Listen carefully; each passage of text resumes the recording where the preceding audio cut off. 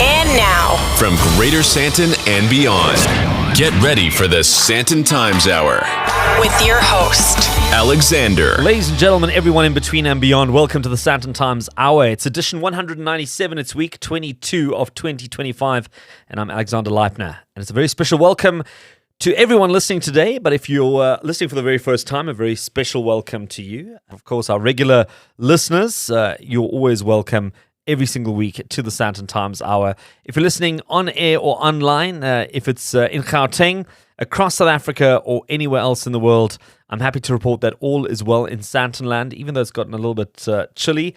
But I've got the heater going and all kinds of warm beverages ready to get us through the next hour. And I'd like to hear from you. If you haven't frozen, if you haven't completely lost all ways of communicating, well, it'd be good to hear from you. So get in touch. You can do so by using the email address editor@sandtontimes.co.za. You can connect on social media @Sandton Times. You can visit the website www.sandtontimes.co.za. And you can also use the WhatsApp line 084 Sandton. That's 084 726 3866. 084 726 3866, the exclusive Sandton Times WhatsApp line, and feel free to send through your voice notes, questions, text messages, and so much more. If you're not part of the podcast community, make sure to subscribe to the Sandton Times Hour on a myriad of different podcast platforms. There's Apple Podcasts, Spotify, Amazon Music, AfriPods, Podcast Party. Choose your favorite one and be sure to like and share. And Vincenzo, you are also looking like you're about to climb Everest, but can't be that bad, surely. As an Italian, this is like a spring day or like an autumn day on a good day in Bologna. But anyway, good to see you, and thanks for being behind the mixing desk again to make sure we do what we need to do. And I'll keep it short because we have a lot to get through, but I just wanted to touch on a few things in the diary this week. Thule launched its new baby car seat with a whole bunch of new safety tech and designs, and it was also good to see Rionette there from the Cyber Wellness Show. We had a good catch-up, even though we were freezing outside, but we had something warm to drink and some good company, and that always gets us through these things. Then I had a chance to grab a lunch with the team from Zoho. And talking about food, Sierra, the new restaurant at the Houghton Hotel, launched its new winter menu. And the review is going to be up on the website if you want to have a read through that. If you're looking for something special, something fine dining like, yeah, you might want to go check that out. Then Proudly South African, they hosted a media cook-off, which was loads of fun. And even though the team I led didn't win, the Sandton Times did take a spot. I know that we had a team member competing with Al, your pal, on the 919 team as well. And they seem to have done something incredible with a can of pilchards. I can't tell you, I didn't try it, but supposedly it was worth getting a slot or a spot in the top accolades for that. And finally, Beauty Fires. They launched a brand new brand of fireplaces. Very apt for this time of the year as things are getting colder. Forge Fires. Made in South Africa, and if you're in the market for a fireplace, or you've been thinking about it, or you haven't thought about it, but now you're thinking about it, this might be worth checking out.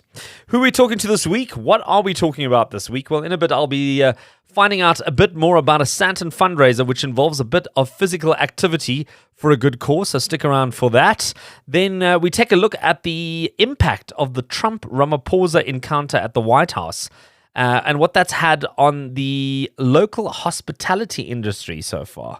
It's the first thing that went through my mind when I saw that unfolding this past week. And I thought, I hope the tourists are still ready to come here for a holiday. We'll find out a bit more.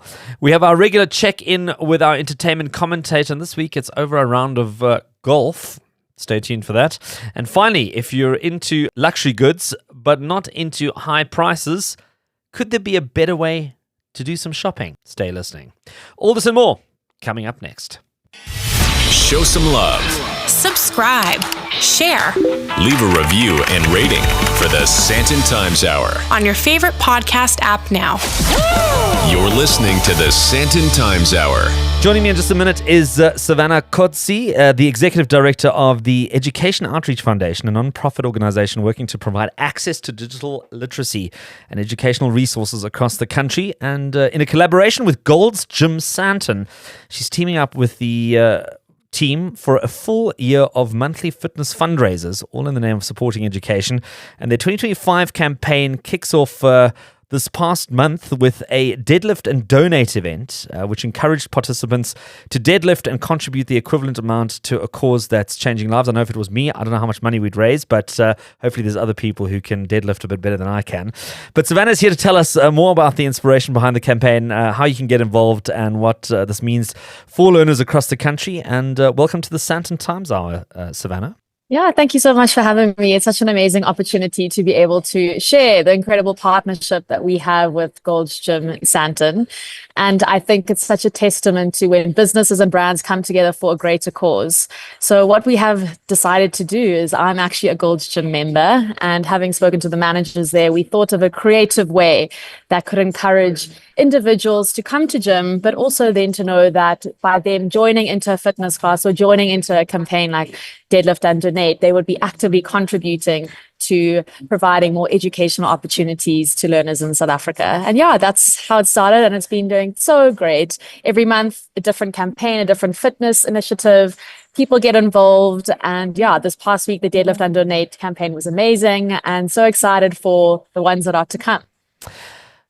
Like I mentioned earlier on, I'm not the kind of person who would deadlift too much, and it might not be much of a fundraiser. It might be sort of like petty cash for the odd tank of petrol. But what kind of other activities are you looking to do to kind of speak to a broader audience that might not want to be lifting weights? They might be wanting to do, I don't know, yoga or Pilates, or I don't know, something a little less involved. So every month we change it up. So this past month being May, we've decided to do the Deadlift and Donate. The previous month we did a boxing class. So you would come into a normal boxing class, and then for every person that attended that class, Golds would then donate 100 Rand for everyone that showed up.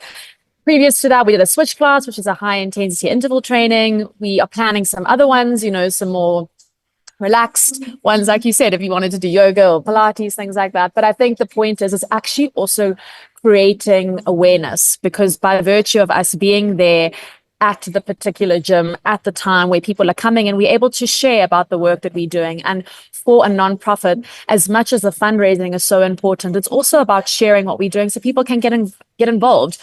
Just by us being there, I've been connected to so many people who are in discussions with about potential CSI contributions, or people who have been now volunteers at our workshops, which I think is so amazing. So on top of just donating, it's also amazing because it's garnering support for the foundation, which is also what we need. Tell us a little bit more about the foundation, what it does. You're talking about volunteers, you're talking about workshops. What does that all sort of look like? At the Education Outreach Foundation, we believe that education is a way to unlock opportunity. So we are primarily centered in digital literacy and educational workshops and resources. So right now, our current focus is on career guidance, digital literacy, and educational opportunity workshops. So what that looks like is we have partnered with an array of under-resourced schools across South Africa, and we provide a workshop that is centered around providing learners with career guidance, providing them access to certain resources and tools that they've never heard of before, but also providing them with the opportunity to sit down with a career professional and ask their questions, ask how they can apply for funding, ask what this particular person may give guidance on for their career dreams and aspirations. And longer term, we are also fundraising to be able to create digital learning labs, where that would be computers and resources where learners could go to, again, in under-resourced communities. But you also have to start small. So these workshops have been so amazing and so impactful. I mean, if you go to our social media, you see some of the reviews and some of the feedback that we've gotten from the learners unsolicited. They just decided to get up and share their feedback, which I thought was so amazing. So as a non-profit, and as I think we're all very aware of in South Africa, the digital divide between those who have access to digital tools and those not is vast. And we're trying to really dedicate our time and resources to narrow that gap, to allow for more opportunities for these learners who come from backgrounds that might not have given them the opportunity to excel post-school. I mean, dealing with the education gap in South Africa on the scale that we're talking about, especially like you say, underprivileged areas, is it's an ocean. I mean, it's not even a lake. And how do you measure your victory conditions in terms of feeling like you're making some sort of difference or some sort of change? Because I think it can be very overwhelming when tackling, an animal of this size that just needs so much more than, the odd 100 Rand or the odd, workshop to try and make a difference. And I think that that's such a powerful question. And I think it's a question that the whole social impact sector is asking themselves. We all doing our work, sometimes in very niche parts, and we're not doing enough projects together and we're not collaborating enough. And I went to a talk that happened recently, and it was all about, youth unemployment and that. And one of the speakers up there said that as a sector, we need to be working together to ultimately combat two things: ensuring that quality education is accessible, and two, to help hinder the unemployment crisis that's in our country. So if we are actively contributing to that, I believe that we are making a change. I mean, as a nonprofit, a big thing is a theory of change. Where you start to where you end up, what is the impact that's happening in between that? And for us, it's when we arrive at a workshop, we always do surveys to ask the learners, where are they at? And by the end of it, we do surveys again to say, how has this benefited you? And they're very honest with us. I mean, and all the feedback we've gotten has been so interesting, because a lot of these learners, they've never had someone sit down with them and say, what are you thinking post-school? Because so often they limit themselves from a financial burden. They think, oh no, I can't go to university. I can't go to a technicon. There's no way. So the hope element is already crossed out. That's even before they've even applied. So for us, it's really about sitting down and seeing from the start of the workshop to the end, how are we making a difference? But then longer term, looking in a year's time to see, well, how many of our learners have now gotten jobs? How many of the learners have now gone on to tertiary education or started something? And it's about creating that narrative to these learners that everyone is a change maker. Every single one of them can go on to achieve their dreams. They just need the right resources and the right opportunities and the right belief in themselves. And that's what we're hoping to do through our work. Well, if you want to help out, go to gym, do something, move yourself, and Gold's Gym Sandton will do their bit on their side. Maybe you do the heavy lifting, and they'll do a bit of lifting on the financial side. And and if you want to find out more, we'll put up some details up on the website as well. And if you're not physically inclined, maybe there's you're more financially inclined to try and lend some assistance. And Savannah Cozzi, the Executive Director of the Education Outreach Foundation, thank you for making the time to be on the Sandton Times Hour. Thank you so much for having us. Please do follow, share, reach out to us. We would love to get your support. Well, you can do that right now. We're going to take a quick comfort break, and we'll be right back with the Sandton Times Hour after this. You're listening to the Sandton Times Hour. Well, with tourism being a cornerstone of South Africa's economy, if not probably one of the most important sectors to create jobs, to create opportunities, with I would say an easy barrier to entry, something that a lot of people can do and a lot of economies rely on. So safety and service in our hospitality sector has been front of mind after what we saw unfold on the global stage. Following the high-profile meeting between US President Donald Trump and Cyril Ramaphosa, the Federated Hospitality Association of South Africa, or FEDHASA, stepped forward to reaffirm that South Africa's hotels, restaurants and guest houses remain some of the safest and most welcoming in the world. And joining me right now is Rosemary Anderson. She's the National Chairperson of FEDHASA to chat about this. And Rosemary, welcome to the Sandton Times Hour. Thank you very much. Well, Rosemary, following what we saw unfold between President Trump and Ramaphosa, there's been renewed global attention on South Africa, possibly not the kind of attention that we would want. But have you and your members seen any immediate response to this in terms of how this has impacted the sector, impacted the businesses? We unfortunately have seen some cancellations and some queries, but we're really hoping that this is just going to be a bit of a bump and things will start evening out. But just like you, when I watched the whole show at the White House, it did go to my mind, the tourism impact, that is what's going to have a negative impact. There were lots of positive things. At least they're talking to each other now. There's going to be trade and industry hopefully happening between two countries. But unfortunately, a lot of the things that were ventilated the whole world to be seen and repeated by a number of people in the White House did impact negatively on amplifying the crime issues in South Africa. So that definitely was a negative. Do you have an idea of which countries were the first ones to sort of react? Was it the United States? Because obviously that's where it kind of unfolded probably in its greatest shape or form, but also it went around the world. Yeah, it was US and the UK. So, for example, outlets like Sky, they actually did the whole thing live. So obviously all of their audience, mainly UK, would have, obviously worldwide, but they would have been exposed to the whole thing. And obviously CNN also viewed it live. So they would have heard the whole thing. Yeah. Well, we do speak to hospitality and tourism on a regular basis, and I know for a fact that the UK and the US are probably some of our biggest tourism numbers when it comes to people visiting South Africa. Are you concerned in terms of those numbers now starting to query or starting to, rethink their visit to South Africa, considering that it is also a long-haul destination? It's not something that people sort of just say, well, it's around the corner, let's just make it work.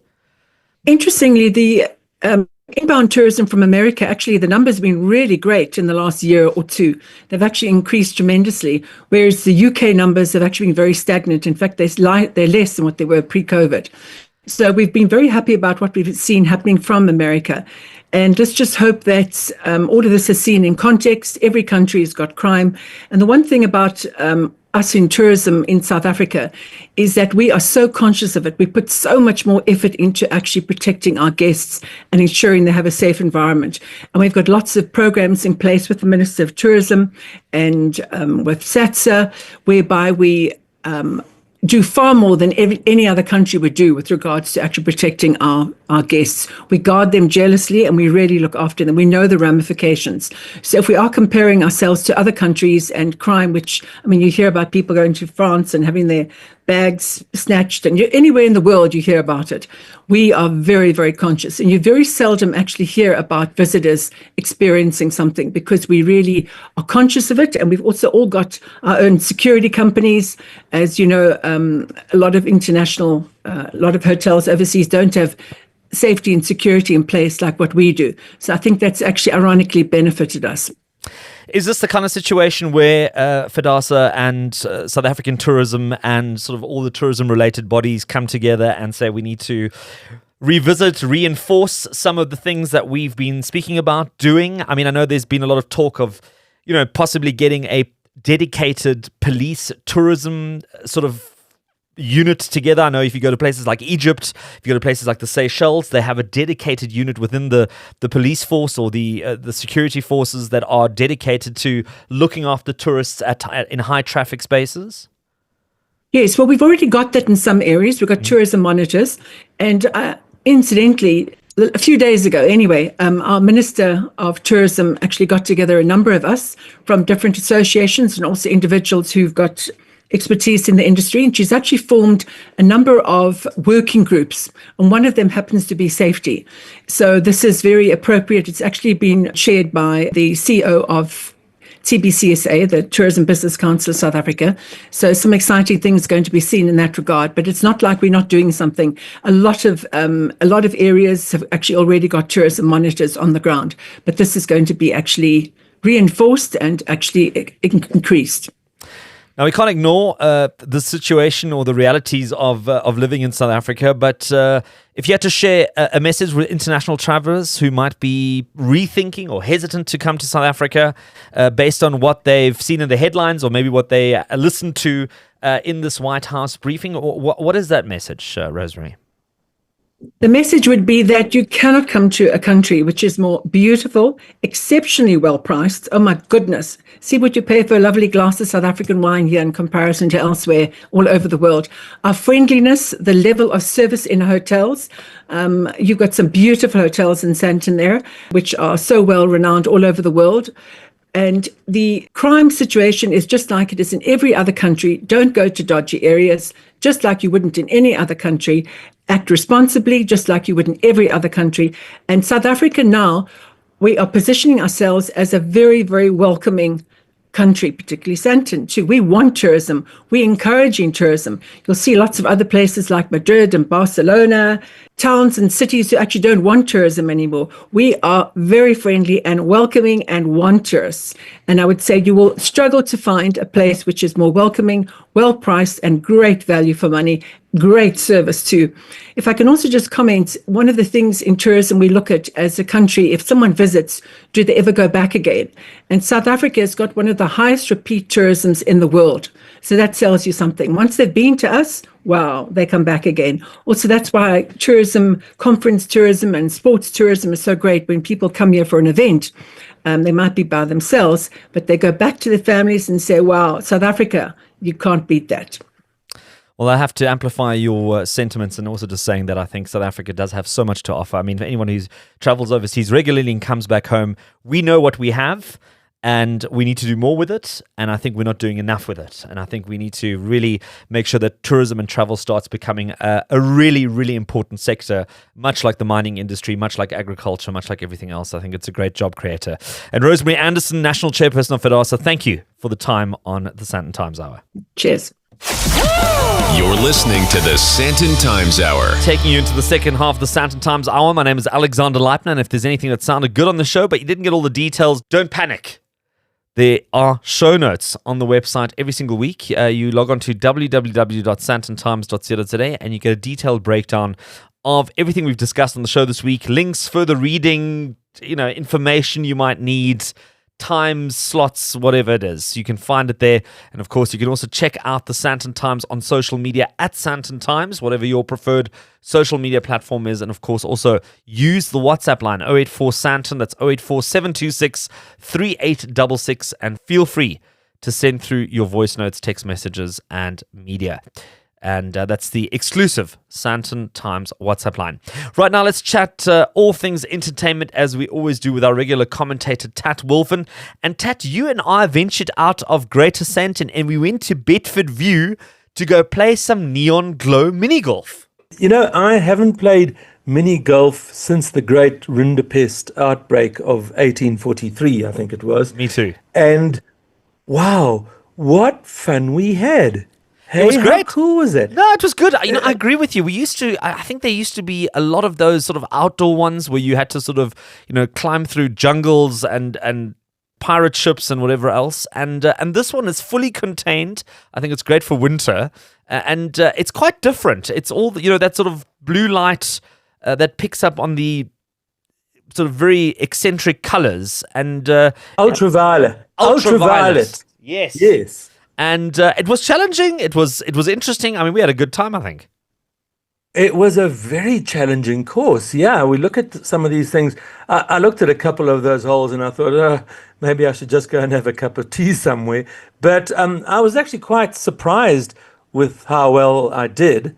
I was narrowly beaten by someone, but I can't remember who it was. Someone narrowly beat me. Tat, listen, I mean, I think I had a bit of a lucky evening, and I also haven't played golf on a normal golf course in forever because it just is one of those time things.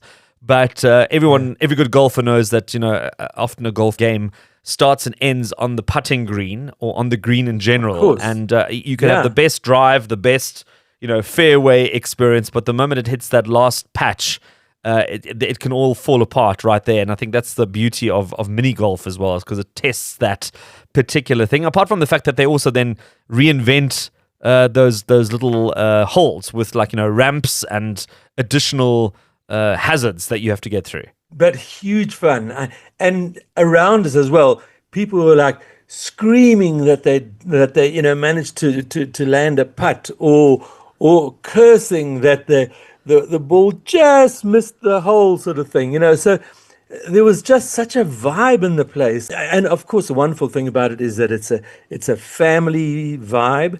And if your kids have any of those neon glow clothes, which I'm sure they must have, or even white, dress them up in those clothes so they can glow and they can just have complete fun. Yeah, listen, it's competitively priced. I think it's about 50 Rand per person. And it might be worth mentioning that this is actually at the Bedford Centre. So if you're looking for this neon glow mini golf, that's where you can find it. And it's not going to be there very long, apparently. They're just running it for a trial period. So maybe it's best to go ASAP. Absolutely. I believe it's a pop-up. And hopefully, if it all goes well, they might extend it. But talking about the Bedford Centre, they've also got a new cinema complex as well that's now come to life. Yeah, and it's across the way. You know, there's the old established Bedford Centre, and then you just cross this little pathway road thing, and it's called Bedford Square. So that's a very nice snazzy add-on to Bedford Centre, and it used to be a Sterkinekor complex there, and they closed that down, and a NuMetro has taken it over, and they've given it a complete, like, I would call it a boutique Cineplex, because it's just 5 theaters, and it's kind of an intimate space, but the whole Cineplex has a kind of a boutique-y upmarket feel, and it is a VIP complex. Maybe sorry to interrupt you on this. I need to ask you this because I've lost a bit of track in terms of all these cinema chains. Because back in my days, you used to have 2 cinema. It was Sterkinekor, NuMetro. They served popcorn, they served Coke. You got some whispers, and they all showed the same movies. Now things seem to have changed so dramatically that there's so many different variants and tiers, and I mean, even NuMetro seems to be offering things that are totally different to a lot of other movie houses. That's what makes things interesting, because as you say, it isn't just all the same thing wherever you go. I must tell you one thing about NuMetro. Just the moment you walk in, the service is better.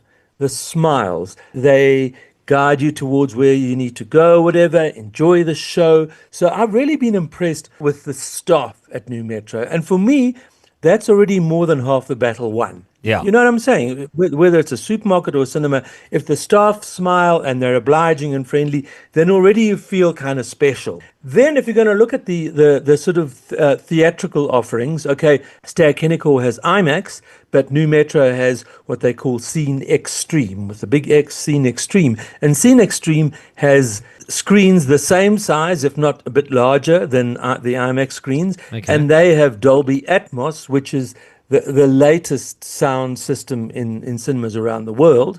So if you want to go for the premium screen experience, you really can't go wrong with Scene Extreme. Okay. NuMetro also has exclusive rights to 4DX, which is that amazing system where the theater seats move in sync with the action on the screen, and you get smells pumped at you, and you get wind blown at you, and it's a complete sensual experience, and NuMetro have exclusivity to 4DX, so that's definitely another feather in their cap. So now what the 2 main theater chains also have is that they have like your upmarket cinema. So even within a Cineplex, they'll have 1 or 2 screens which are sort of more upmarket, Okay, with like all the bells and whistles in terms of food, and you get something a little bit more gourmet. Yes, yeah. So NuMetro calls their one VIP. So if you go to a NuMetro Cineplex, they'll have a Scene VIP screen, or they might have 2 within that Cineplex. But what NuMetro has also done now, which is quite exciting, is they actually have a couple of Cineplexes that are entirely VIP. So if you've been down to Hyde Park, which is my favorite hangout, I go there like at least twice a week. Okay. So Hyde Park is all VIP. They have one out in Pretoria. There might be another one that I'm forgetting. Okay. And now the one that they've opened at Bedford View is also all VIP. So what VIP means is that you have reclining seats. So if you're watching a long and boring movie like the latest Mission Impossible, you can just push your seat into total recline and have a snooze. No, but seriously though, their reclining seats are the last word in cinematic luxury, and they have a full menu of lacquer greys. So no worries there, and you can also order alcohol, get a nice little cocktail. Yeah, you're doing it the 5-star way. Tat, I'm so glad we got a chance to visit Bedford View and step out of our Sandton bubble to see what's happening on the other side of Johannesburg. And thanks for a really good bit of putter. And also good to hear that they've got some great new cinematic offerings on their side. And Tat, let's do this again next week. Until then, take it easy. You're listening to the Sandton Times Hour. Now, when you think luxury, we often picture designer fashion fresh off the runway or timepieces that are still in their velvet boxes with that new luxury smell. And there is a fast-growing trend, however, that's reshaping South Africa, and it's in the high-end living, and that's with the world of pre-owned luxury. Now, from vintage Hermes bags to nearly new Rolex watches, the pre-loved market is booming. And I think it's driven by a new generation of savvy, sustainably minded buyers who want both quality and value. And it's not about bargain hunting per se, but it's about access, authenticity, and a touch of smart investing. So what's behind the rise of resale? Who's buying, who's selling, and how South Africa carving out its own space in this global movement? Joining me is a man who's in the business of pre-owned luxury. It's someone who knows the space better than most. It's Greg Grenfield. He's a founder and owner of Bryanston-based WeBuyBrands. And Greg, it's good to have you on the Sandton Times Hour. Yeah, Alex, thanks for having me. Greg, let's talk about WeBuyBrands before we get into the meat of this. How did this come into existence, and what made you focus on pre-owned luxury? So I get asked this question often. In fact, this morning again. I was in the insurance game a number of years ago, and actually the idea came to me the one evening. It was 2-3 in the morning. I couldn't really sleep, and the whole concept behind WeBuyBrands as a business came to me. Now, as I always say, luxury brands, pre-loved, are massive industries. As long as there is luxury, there will be a market for them. However, we looked at it from a different angle. Now, we understand in the South African market, there are many individuals that are very attracted to the idea of luxury brands. They spend a lot of money purchasing these items. However, we understand that there's also the need for people be able to sell their items. Now, often reality hits. We wanted to look at it from another perspective, and that's helping people who have luxury goods. They have the need or are in a desperate need for cash for whatever reason. Their kid's ill, or they've been in a bumper bashing, they don't have insurance or rent, whatever the case may be, and they now need to offset their luxury goods with cash, and very fast. And that's how we came about the concept of WeBuyBrands. You bring us an item, we authenticate it, and within 24 hours, we release payment. I mean, a Louis Vuitton bag or a Gucci belt as a storage of value clearly is kind of the business at this point. What makes WeBuyBrands different to, sort of other platforms or other consignment type stores that we have that are also playing in the luxury space? We are 99.9% cash-based in the sense that we buy the items outright. Now, there are many individuals and businesses that are consignment based, and I've seen it. Many individuals have looked at the market and go, oh, you know what, I've got a lot of friends and I can create a bit of a following and I can sell on behalf of people. But a lot of the time that does not serve as a solution for the main problem. People who need money and they need it quickly. Now, if you're in a bit of a dire situation and you need access to capital fast, you don't really have the time to wait for an individual to sell your bag. Another thing we find with a lot of consignment type businesses, their fees are quite heavy, 30, 40, 50%, which to me is extremely unfair. If you're not putting down the cash and it's not your item, I don't see value in you taking a third or half of the individual's profit from the item. That's how we differ. We buy the items outright. So there's a lot less moving parts. We dictate the pricing. We keep our overheads as low as possible so we can pay more than anyone and we sell lower than anyone. You come to me, you make me a cash offer. I don't need to now go to an owner, find out if they're happy with it. We there and then can determine, yes, we're able to give you this discount and move the item on. So that shifts us to the buyer's side of the conversation. How do I as a buyer know that you've authenticated this correctly? I'm actually getting the correct product. It's not a replica. It's not some sort of reinterpretation of a particular brand. What is the process there that you have to go through to make sure that you can confidently say we've got something that is of value? Cool. So it's a good question. So basically, we use third-party authentication companies. There are a few of them out there. And whenever individual purchases from us, they would many times we've got a massive client base, they trust us, etc. But we're always getting new buyers, people interested in our items that would obviously need a bit of surety or assurance.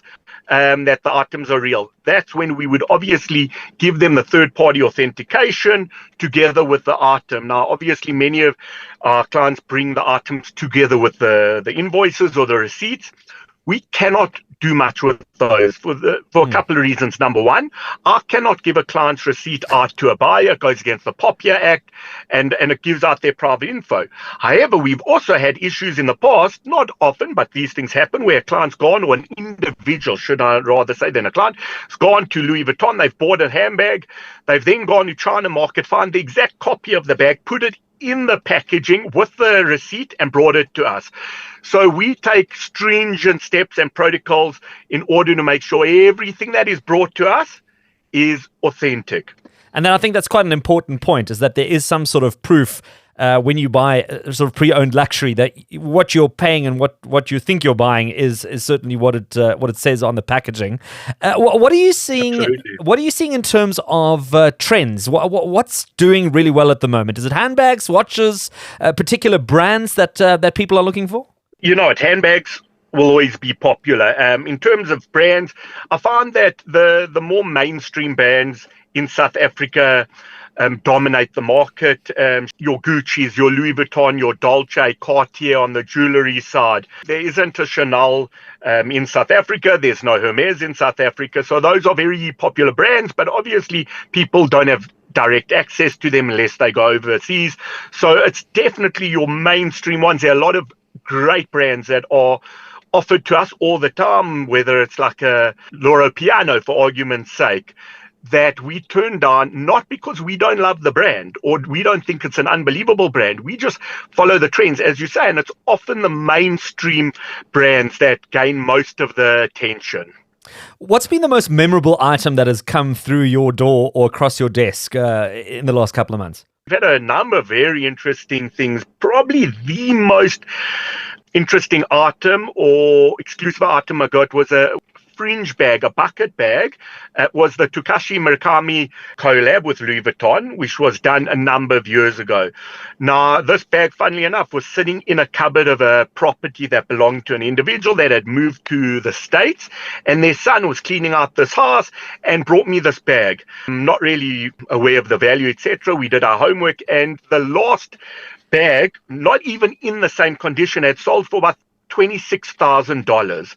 And he wasn't aware. I mean, he initially said to me, Greg, listen, if I can get 30,000 Rand out, of course, we got him a lot more. So that would probably be the most interesting item and unexpected.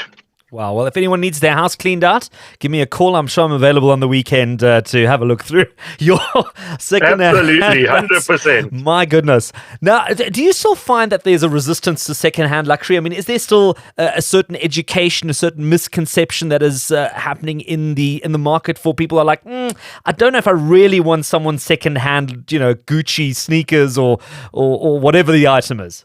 Yes and no. So let's take it from the actual purchasing standpoint.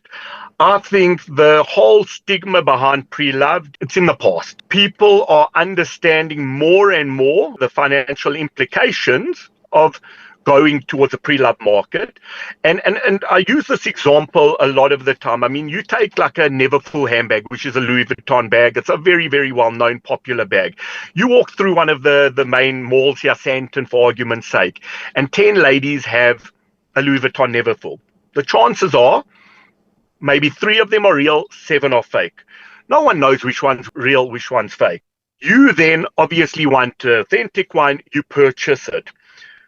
You can either go to Louis Vuitton, spend the full price or the full amount, the 38, 40,000 Rand, whatever the case may be. You come to someone like us, we have one that is in immaculate condition. We're doing it at 20, 23,000 Rand for argument's sake. You're walking around Sandton, absolutely no one is going to go, I wonder if she bought that bag from a pre-loved dealer. But you certainly are going to know that you have an extra 15 or 18,000 Rand in your back pocket. So in terms of the buyers and the cost effectiveness of pre-loved, I really see people more and more open to it. Where I do see a little bit of a stigma, how would I put it? A lot of clients would obviously like to, for people who think that they buy things directly from the store, So while they very comfortable buying pre-loved, I often find You'll sell an item to an individual. They will then post it on their social and whatever with a Louis Vuitton bag as if they bought it from Louis Vuitton, which is fine. I have no issue with it. So I think people are a little bit hesitant to say they're buying pre-loved. But in terms of financial aspect, people are more than open to it. I've had a chance to chat to Greg Grenfield. He's the founder and owner of WeBuyBrands. We'll put up their details up on the website if you want to find out a bit more. They're quite active on Instagram, so you can go check it out there as well, WeBuyBrands. And Greg, it's been a pleasure having you on the Sandton Times Hour. Thank you. I appreciate it. And with that, it's all we have time for on the Sandton Times Hour this week. As always, available on all good podcast platforms wherever you are in the world, including Apple, Amazon, Spotify, and so many more. Feel free to send through your questions and your comments whenever you get a chance to in one of the following ways. You can email editor@sandtontimes.co.za. You can connect on social media @Sandton Times or visit the website www.sandtontimes.co.za. And of course, use that WhatsApp line 084 Sandton. That's 084 726 3866 and send through your voice notes, text messages, and so much more. Thank you to all the guests who made time to be on the show this week, and of course also the team behind the scenes that makes all of this possible every single week. Hugely appreciated and well done. Thank you, of course, to you for listening, and God willing, we'll do it all again next week.